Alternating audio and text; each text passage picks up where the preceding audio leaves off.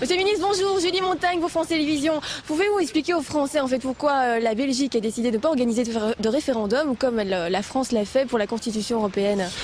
Oh, eh bien, je pense tout simplement parce qu'elle n'en a pas besoin. Vous savez, la Belgique, elle a peut-être 3 langues nationales, mais elle sait aussi parler d'une seule voix. Hein.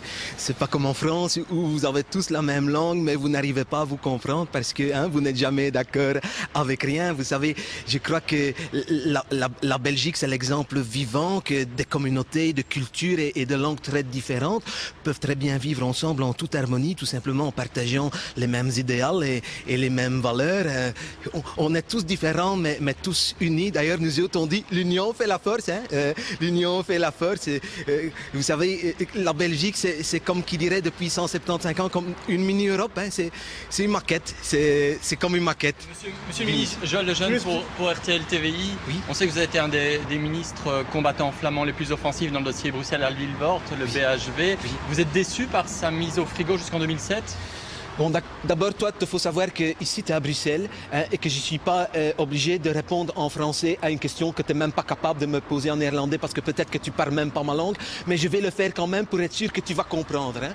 Bon, d'abord, le dossier BHV, il est peut-être au frigo, il sera encore même au congélateur, que quand moi je vais le sortir, je vais te le mettre au micro-ondes thermostat 12 et ça va tout péter ici. Hein. Ça va bien? Ça va tout péter. Quand je dis tout péter, c'est pas Bruxelles, Alvivert, hein. C'est la Belgique et tout le bazar avec. Hein. Parce que si ça n'était que pour moi, moi je te coupe tout ça en deux, avec des barbelés tendus de Courtrai jusqu'à Hasselt, avec des miradors partout, de checkpoints et contrôle linguistique à la frontière. Ça va bien?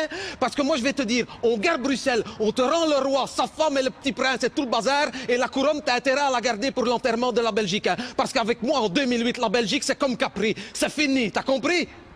Monsieur le ministre, comprenez que pour nous Français c'est un peu du chinois tout ce que vous racontez là, donc revenons-en à l'Europe.